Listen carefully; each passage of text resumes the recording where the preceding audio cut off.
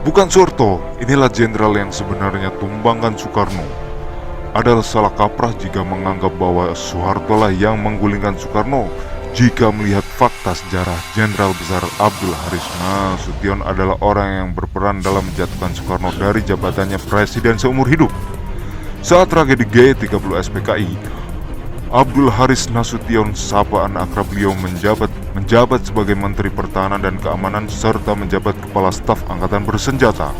Dia adalah target utama yang harus dihilangkan. Kegagalan Cakrawirawa Munya adalah awal serangan balik yang mahadahsyat untuk Soekarno dan Dewan Revolusi. Nasution adalah salah satu jenderal angkatan darat yang terpaksa setuju pada perintah Soekarno untuk menyerang Malaysia. Sebagian besar jenderal angkatan darat menolaknya. Mereka tak mau nyawa prajurit angkatan darat digadaikan untuk ambisi Soekarno. Apalagi dalam perang tersebut ada upaya penyebaran faham komunisme oleh PKI dan menyokong Partai Komunis Malaysia. Para relawan yang disusupkan juga dipersenjatai dengan senjata kiriman dari negara komunis yang nantinya bakal diusulkan oleh DN Adit untuk jadi angkatan kelima. Nasution berhasil lolos dengan luka di kaki. Dari tempat persembunyiannya, dia meraba-raba korps pasukan yang setia kepadanya. Ketemulah Soeharto yang menjawab Panglima Kostrat Pangkostrat. Namun pada masa itu, jabatan Panglima Komando Strategis Cadangan Angkatan Darat tidak membawahi pasukan. Berbeda dengan sekarang, Soeharto dengan cerdik memanggil Komandan RPKAD Kopassus, Sarwo Edi, dan meminta kesetiaannya dan pasukannya. Setelah memiliki pasukan dan kelengkapannya, Soeharto meminta Nasution untuk datang ke markas Kostrad.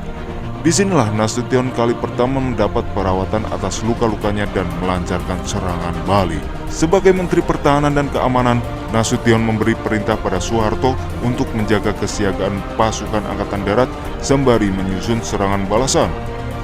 Ketika Dewan Revolusi diumumkan dari markas TNI AU di Halim, Nasution adalah orang pertama yang membangkang.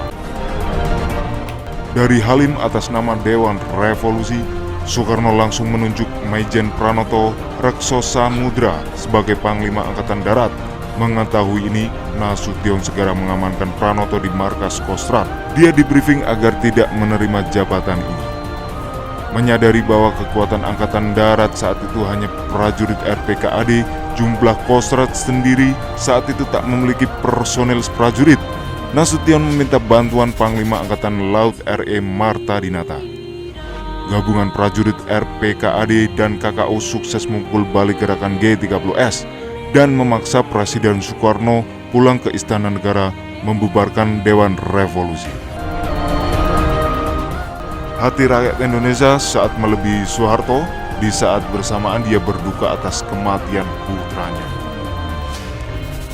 Dalam beberapa minggu pertama setelah G30S, PKI, Nasutionlah yang terus-menerus melobi Soekarno untuk menunjuk Soeharto sebagai Panglima Angkatan Darat. Soekarno yang setelah 1 Oktober tetap menginginkan Pranoto sebagai pimpinan Angkatan Darat. Awalnya dia ingin menjadikan Soeharto hanya sebagai Panglima Komkamtib. Tetapi dengan lobby terus-menerus yang dilakukan Nasution, pada tanggal 14 Oktober 1965, ditunjuklah Soeharto sebagai Panglima Angkatan Darat. Soekarno sebenarnya memahami sepak terjang Nasution.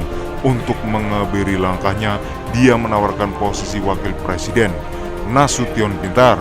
Melalui Soeharto pada awal 1966 mengeluarkan pernyataan yang mengatakan bahwa tidak ada kebutuhan untuk mengisi kursi wakil presiden yang kosong. Nasution dengan cerdik dia membidik kursi ketua MPRS. Tujuannya satu, agar bisa menumbangkan Soekarno agar penderitaan rakyatnya berakhir. Soekarno telah diangkat oleh MPRS sebagai presiden seumur hidup, maka hanya MPRS saja yang bisa melengsarkannya. Setelah Soeharto menerima Supersmar, surat perintah 11 Maret dari Soekarno, Nasution menyadari bahwa Supersmar tidak hanya memberikan kekuasaan darurat kepada Soeharto, tetapi juga memberinya kontrol eksekutif. Nasution menyarankan kepada Soeharto bahwa ia berhak membentuk kabinet darurat. menggantikan kabinet yang pro PKI dan pro Soekarno, Soeharto masih hati-hati tentang apa yang dia bisa atau tidak bisa lakukan dengan kekuatan barunya. Karena pembentukan kabinet adalah tanggung jawab Presiden, Nasution mendorong Soeharto berjanji untuk memberikan dukungan penuh. Tanggal 18 Maret 1966, Soeharto menangkap Chairul Saleh, ketua MPRS dan anggota MPRS yang dianggap pro PKI. Sebagai gantinya dibentuk MPRS pengganti. MPRS yang baru pun bersidang dan Nasution terpilih sebagai ketuanya secara aklamasi. Dengan cerdik, pada tanggal 21 Juni 1966, Nasution dan MPRS meratifikasi Supersmart. Dengan keputusan ini, berarti Soekarno dilarang menariknya kembali. Pada tanggal 22 Juni, Soekarno mencoba melawan dengan menyampaikan pidato berjudul Nawaksara 9 butir di depan sidang MPRS. Namun Nasution bergeming bahwa Supersmart tidak boleh dicabut atau ditarik kembali.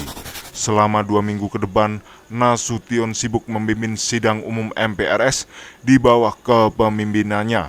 MPRS mengambil langkah-langkah seperti melarang paham Marxisme-Leninisme, mencabut keputusan Soekarno sebagai presiden seumur hidup, dan memerintahkan pemilihan legislatif yang akan diselenggarakan pada bulan Juli 1968. Sidang umum MPRS yang meningkatkan kekuasaan Soeharto dengan secara resmi memerintahkannya untuk merumus kabinet baru.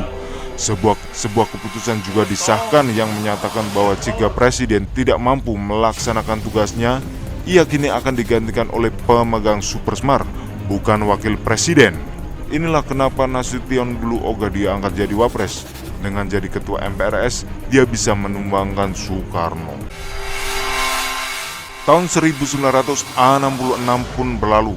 Soekarno semakin defensif dan popularitasnya di kalangan rakyat Indonesia semakin menurun. Jika Soeharto masih berbelas kasihan pada Bung Karno, seperti mulanya di hadapan demonstran rakyat tidak dengan Nasution, Soekarno harus segera diganti. Nasution menyatakan bahwa Soekarno harus bertanggung jawab atas situasi buruk yang melanda pemerintahan dan masyarakat Indonesia pada saat itu. Nasution juga menyerukan agar Soekarno dibawa ke pengadilan. Pada tanggal 10 Januari 1967, Nasution dan MPRS bersidang lagi dan Soekarno menyerahkan laporannya. Dia tidak menyampaikan hal itu secara pribadi sebagai pidato yang diharapkan bisa mengatasi masalah G30S diberi judul pelengkap Nawaksara. Salah satu poinnya jika dirinya, Soekarno, akan disalahkan atas G30S, Menteri Pertahanan dan Keamanan pada saat itu Nasution juga harus disalahkan karena tidak melihat G30S datang dan menghentikannya sebelum terjadi. Tentu saja laporan ini sekali lagi ditolak oleh MPRS yang dipimpin Nasution. Pada bulan Februari 1967, DPR GR menyerukan sidang istimewa MPRS pada bulan Maret untuk menggantikan Soekarno dengan Soeharto. Soekarno tampaknya pasrah akan nasibnya. Akhirnya pada tanggal 12 Maret 1967, Soekarno secara resmi dicabut mandatnya sebagai presiden oleh MPRS. Nasution kemudian menyumpah Soeharto ke tampuk kekuasaan sebagai pejabat presiden. Setahun kemudian pada tanggal 27 Maret 1968, Nasution memimpin pemilihan dan pelantikan Soeharto sebagai presiden. Setelah kemenangannya menumbangkan kediktatoran Soekarno, Jenderal Nasution pelan-pelan menarik diri dari urusan politik di era Presiden Soeharto. Baginya, perjuangan telah usai membebaskan rakyat Indonesia dari cengkraman diktator bernama Soekarno.